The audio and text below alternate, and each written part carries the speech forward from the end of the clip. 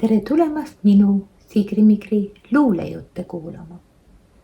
Tänase luuletuse pealkirjaks on Sõber soovitab.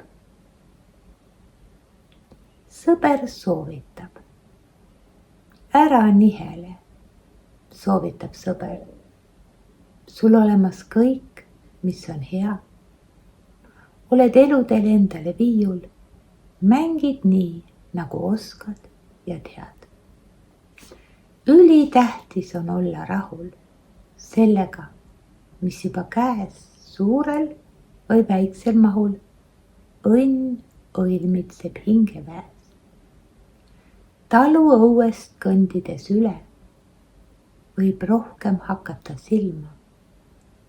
Täita tarkuse terades süle, kui rännuteel laias ilmas. Tänan kuulamast. Kohtumiseni.